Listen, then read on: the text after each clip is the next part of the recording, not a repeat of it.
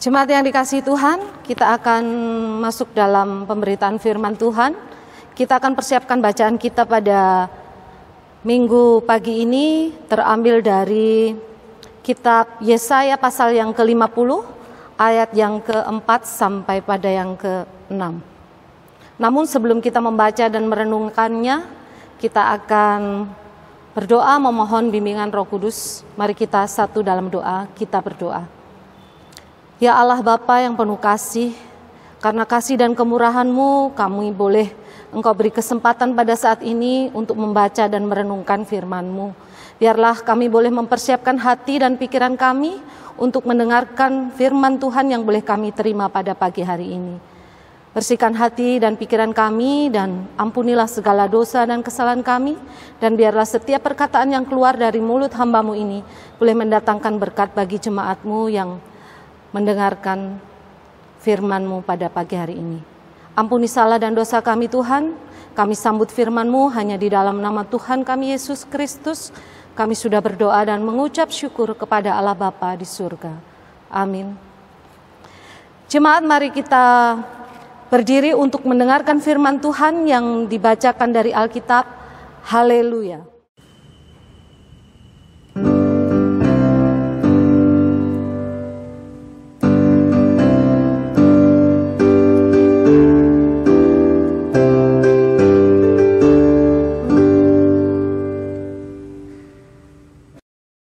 Bacaan Alkitab dalam ibadah ini terambil dari Yesaya 50 ayatnya yang ke-4 hingga ayatnya yang ke-6 yang menyatakan, ketaatan hamba Tuhan.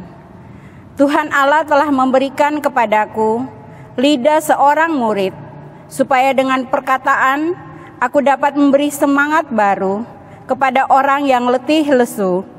Setiap pagi ia mempertajam pendengaranku untuk mendengar seperti seorang murid. Tuhan Allah telah membuka telingaku dan aku tidak memberontak, tidak berpaling ke belakang. Aku memberi punggungku kepada orang-orang yang memukul aku dan pipiku kepada orang-orang yang mencabut janggutku. Aku tidak menyembunyikan mukaku ketika aku dinodai dan diludahi. Demikian pembacaan Alkitab. Hendaklah firman Tuhan diam dengan segala kekayaannya di dalam hatimu dan ucaplah syukur kepada Allah.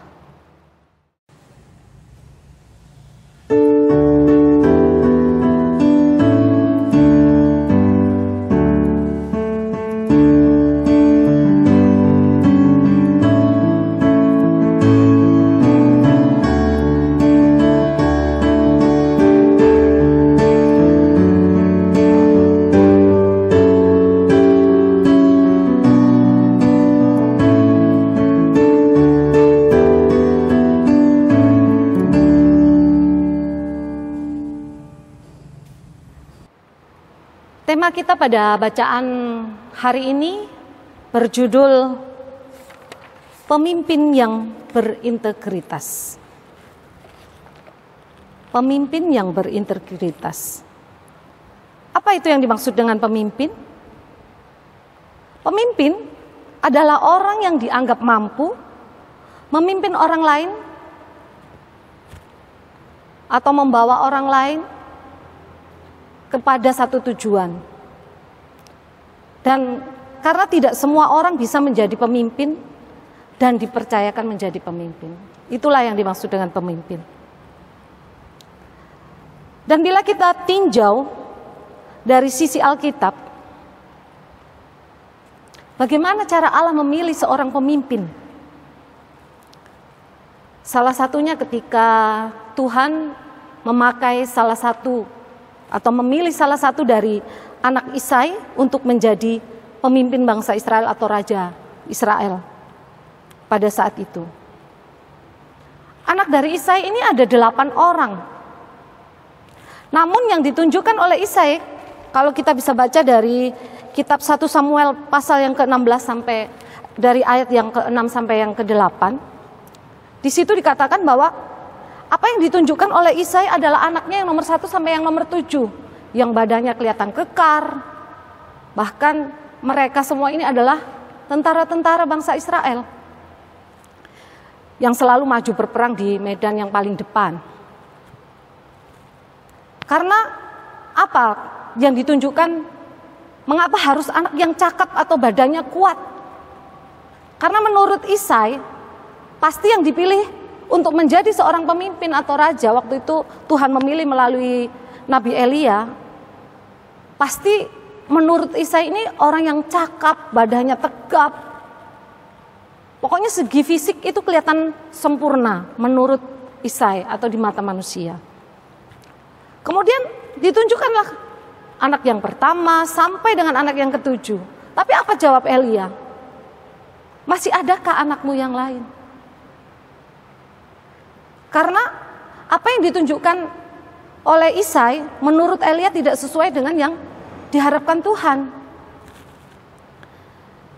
Akhirnya Isai jawab apa? Masih ada satu, dan dia seorang penggembala.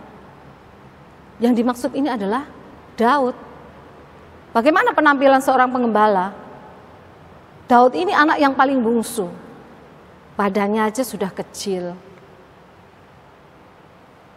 Kalau di mata manusia, aduh, dari badannya aja sudah kelihatan gak mungkin bisa memimpin.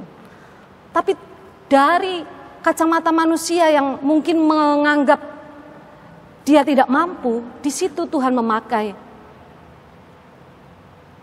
Bahwa Tuhan menganggap orang itu mampu memimpin. Dan seorang pemimpin yang baik, dia pasti mau berkorban. Dan pemimpin yang berintegritas pasti mempunyai motivasi, visi, dan misi yang jelas. Artinya, seorang pemimpin yang baik di dalam dirinya pasti mempunyai motivasi yang bahwa hari ini harus lebih baik daripada hari kemarin. Dan seorang pemimpin yang berintegritas, dia akan mampu menyatakan perubahan-perubahan yang berjalan terus-menerus bagi suatu organisasi yang dipimpinnya. Contoh nih, kita bisa perhatikan salah satu contohnya adalah Jokowi. Jokowi adalah salah satu pemimpin yang berintegritas. Karena apa? Dia melakukan semua banyak hal dia lakukan untuk rakyatnya, untuk kita. Dan Jokowi ini berusaha untuk melakukan yang terbaik untuk rakyatnya. Namun kebanyakan pemimpin yang berintegritas selalu aja masih ada yang mencacinya, bahkan mengkritiknya. Meski tidak sedikit orang juga yang memuji bahwa kepemimpinan Jokowi ini membawa perubahan yang sangat besar bagi bangsa Indonesia.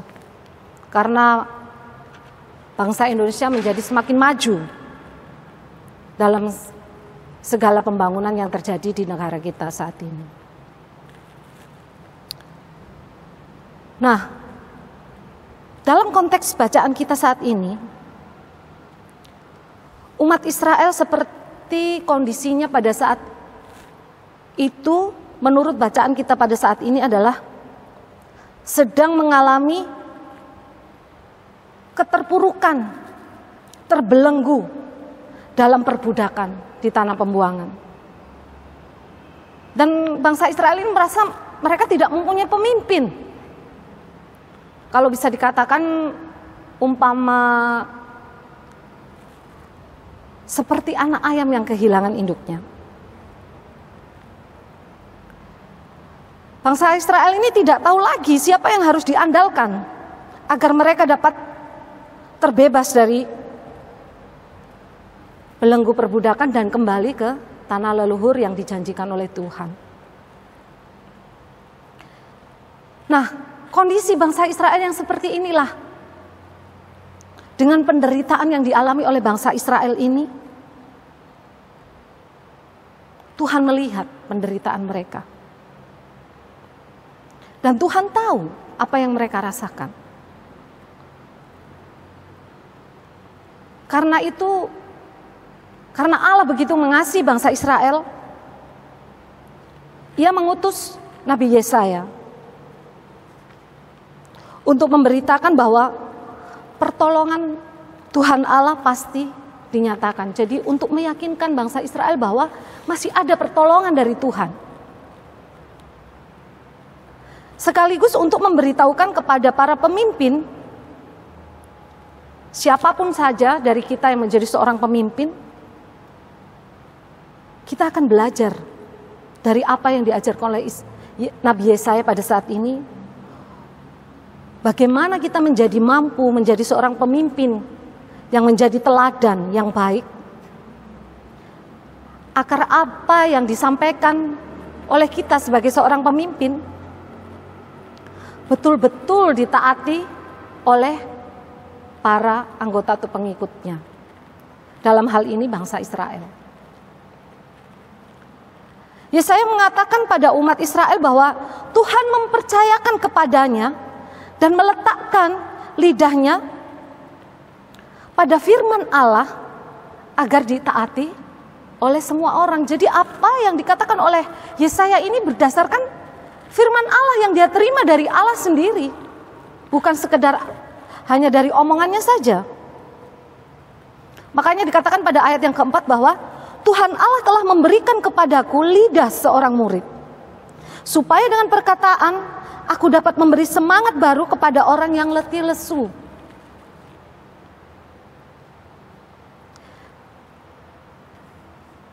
Yesaya dipakai oleh Tuhan untuk menjadi pemimpin bagi umat Israel.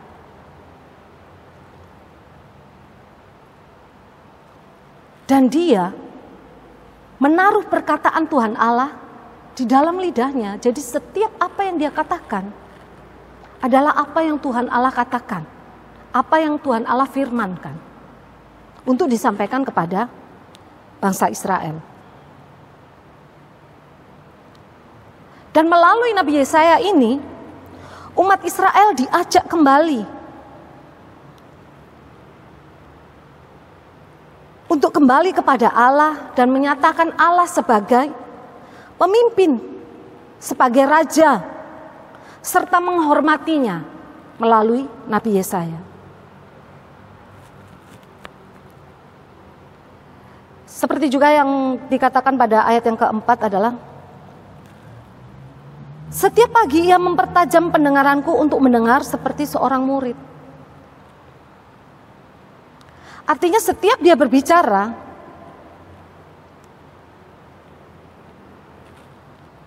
dia memberikan semangat menjadi seorang murid yang taat kepada Allah dan memberikan semangat dan pengharapan yang baru bagi bangsa Israel dari setiap perkataannya.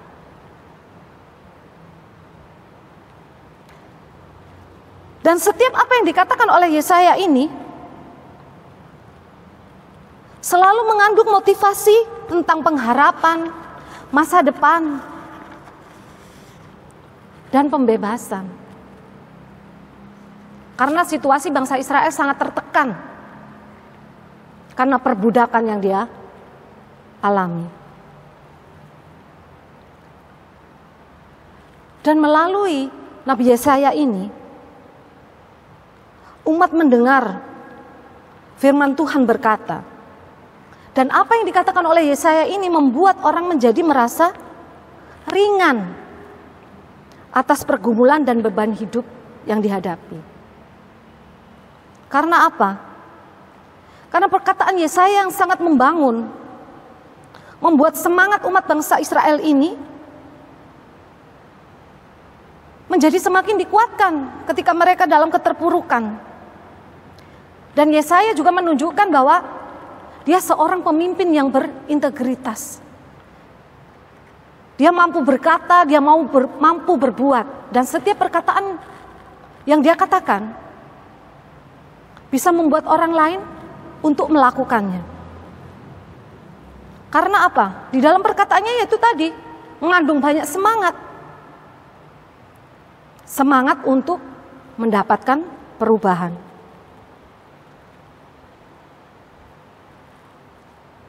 Dan apa yang dikatakan oleh Nabi Yesaya ini membuat bangsa Israel menjadi taat kembali kepada Tuhan. Makanya dikatakan pada ayat yang kelima, Tuhan Allah telah membuka telingaku dan aku tidak memberontak, tidak berpaling ke belakang.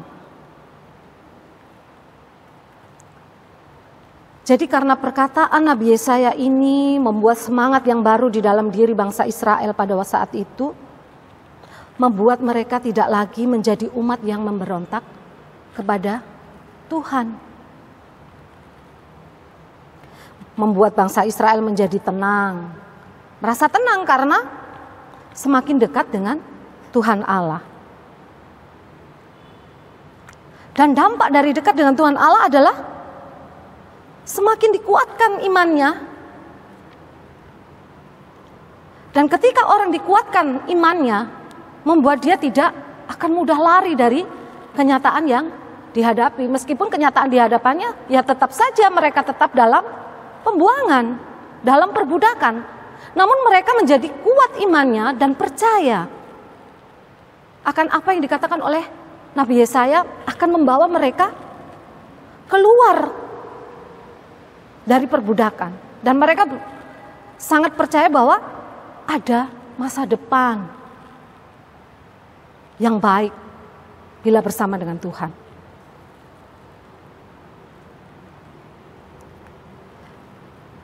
Sekalipun tubuh jasmani kita istilahnya dihancurkan, namun jiwa kita tidak akan bisa mati. Karena apa? Di dalam diri kita ada semangat, pengharapan, dan percaya.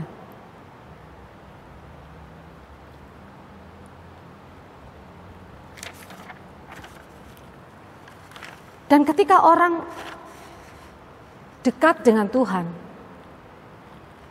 sekalipun pergumulannya begitu berat, dia akan menjalani kehidupannya dengan bersuka cita. Karena ya sekalipun berat apa yang kita hadapi dan alami, di dalam diri kita ini ada rasa percaya bahwa Tuhan akan tetap setia memberkati, menyertai kita, bahkan memberikan jalan keluar yang terbaik bagi kita. Seperti yang disampaikan oleh Nabi Yesaya kepada bangsa Israel. Makanya Nabi Yesaya katakan pada ayat yang ke-6, aku memberi punggungku kepada orang-orang yang memukul aku, dan pipiku kepada orang-orang yang mencabut janggutku. Aku tidak menyembunyikan mukaku ketika aku dinodai dan diludahi. Menjadi berani. Seorang yang dekat dengan Tuhan akan menjadi seorang yang pemberani. Pemberani bukan dalam hal yang ngawur. Berani tapi tetap berintegritas. Jadi ketika sekalipun ada orang yang menyakitinya, ketika kita melakukan hal yang benar di mata Tuhan, sekalipun cacian masuk ke dalam diri kita, tapi Tuhan akan menguatkan kita. Dan Tuhan akan membuat kita tidak menjadi malu bila kita terus membacanya pada ayat yang ke-7. Ketika kita melakukan apa yang baik dan benar di mata Tuhan, sekalipun banyak sekali cercaan di dalam diri kita, Tuhan tidak akan membuat kita menjadi dipermalukan. Nah, bagaimana dengan kita sebagai orang percaya? Mari kita memulai diri kita menjadi seorang pemimpin yang berintegritas. Sesuai dengan Yesaya pasal ke-50 ayat 4-6 yang kita baca saat ini. Saya mau katakan bahwa kita bisa menjadi seorang pemimpin walaupun pada kenyataannya tidak semua orang bisa melakukannya. Contoh paling mudah nih di dalam kehidupan kita. Kita bisa memimpin diri kita sendiri. Kalau kita tidak bisa memimpin diri kita sendiri, kita akan menjadi orang yang mudah terpengaruh dan mengikuti arus yang tidak baik. Dan tidak mempunyai kontrol di dalam diri kita, sehingga apa yang masuk akan kita ikuti. Padahal itu akan membawa kita kepada kebinasaan.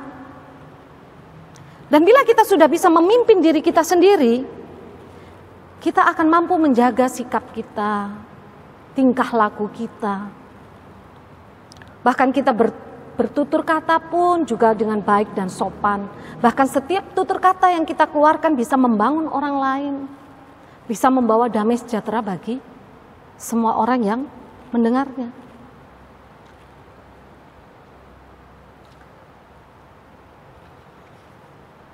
Dan bila kita menjadi seorang pemimpin yang berintegritas, kita akan bisa dan mampu berdamai dengan diri kita sendiri. Dan seorang yang bisa berdamai dengan dirinya, dia akan mampu menjaga kehormatannya, menjaga kesehatannya, menjaga keselamatannya. Contoh dalam skala kecil saja, mungkin tidak semua dari kita sebagai jemaat Tuhan bisa dipakai untuk menjadi kepala dinas kah, atau menjadi seorang manajer kah. Tapi kita bisa membawa contoh itu kepada diri kita sendiri sebagai seorang kepala rumah tangga, ataupun sebagai seorang ibu rumah tangga. Bila kita menjadi seorang kepala rumah tangga yang baik, pasti setiap perkataan kita akan membuat damai sejahtera bagi seluruh keluarga. Dan seorang kepala keluarga yang berintegritas akan bisa membawa damai dan sukacita bagi keluarganya.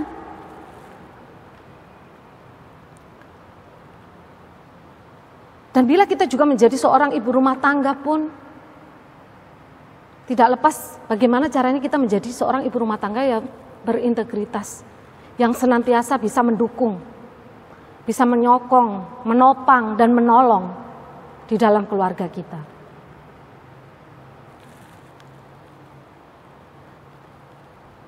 Dan bila di dalam kehidupan kita selalu ada sukacita, damai sejahtera di dalam keluarga, seberat apapun beban hidup yang dihadapi di setiap keluarga, lepas keluarga,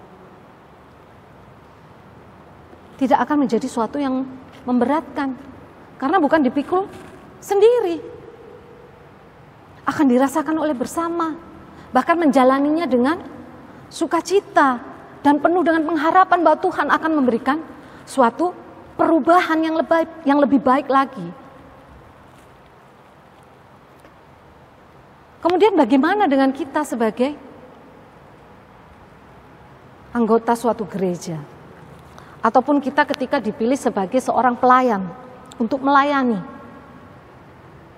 Saat ini kita belajar dari Yesaya bagaimana menjadi seorang pelayan yang berintegritas. Di mana kita harus tetap dan selalu mengandalkan Tuhan, bukan mengandalkan pikiran kita sendiri kemudian kita perkatakan. Dan sebagai pelayan Tuhan kita harus mempunyai visi yang jelas dalam pelayanan. Dan motivasi yang jelas juga dalam pelayanan. Motivasi kita sebagai pelayan Tuhan itu untuk apa? Untuk apa kita melayani Tuhan? Meski tidak jarang banyak sekali pelayan Tuhan yang mempunyai motivasi yang tidak sesuai dengan kehendak Tuhan. Hanya untuk membawa dirinya istilahnya dikenal, atau menjadikan nama baiknya menjadi baik, atau menjadi mempunyai pangkat, istilahnya seperti itu, menjadi lebih dihormati. Tidak sedikit juga yang seperti itu. Namun apakah yang seperti itu yang Tuhan harapkan kita ketika kita diharapkan untuk menjadi seorang pemimpin yang berintegritas? Tentu tidak. Karenanya saat ini kita belajar dari Nabi Yesaya. Dari Nabi Yesaya kita belajar bahwa kita harus mampu menguasai perkataan, pendengaran, bahkan hati kita. Sebelum kita berkata-kata, setelah kita mendengar, kita harus mengolah hati kita. Apakah ini sesuatu yang dikehendaki oleh Tuhan, ataukah ini sesuatu yang berkenan bagi Tuhan? Agar ketika kita menyampaikannya, bisa mendatangkan damai sejahtera, seperti yang dilakukan oleh Nabi Yesaya. Dan saat ini kita dididik untuk tidak bertindak semau kita, melainkan kita dididik agar bisa melakukan sesuai dengan kehendak-Nya. Caranya, ya semakin mendekatkan diri kepada Tuhan. Bukan hanya sekedar dekat, tapi dapat menerapkan di dalam kehidupan kita sehari-hari ketika kita membaca, merenungkan firman Tuhan siang dan malam.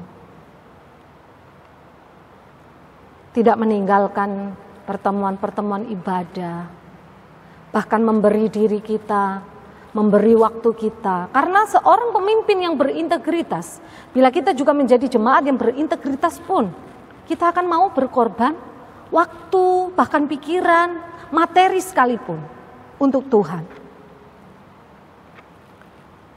Dan membentuk seorang yang baik untuk menjadi hamba Tuhan maupun menjadi seorang pemimpin yang berintegritas tidaklah mudah. Membutuhkan proses yang sangat panjang dan pasti terencana. Dan proses yang kita jalani pasti menjadi bagian daripada rencana Tuhan. Dan bila kita melibatkan Tuhan dalam setiap perencanaan di dalam kehidupan kita, maka kita akan menuju damai sejahtera Tuhan. Sekalipun rencana kita terkadang tidak seperti yang kita harapkan, namun kita harus tetap percaya bahwa Tuhan tahu apa yang terbaik di dalam hidup kita. Mari kita lebih membuka hati kita kepada Tuhan. Sudahkah kita memberi yang terbaik untuk Tuhan? Bila kita menjadi seorang pemimpin, sudahkah kita menjadi pemimpin yang berintegritas sesuai dengan yang dikehendaki oleh Tuhan? Semua kembali kepada diri kita masing-masing. Dan biarlah apa yang kita lakukan, tugas kita adalah percaya kepada rencananya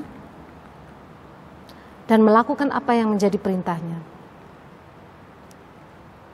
Karena rancangan Tuhan adalah rancangan damai sejahtera dan bukan rancangan kecelakaan. Selamat merenungkan dan melakukan firman Tuhan dalam kehidupan kita sehari-hari. Tuhan Yesus memberkati. Amin.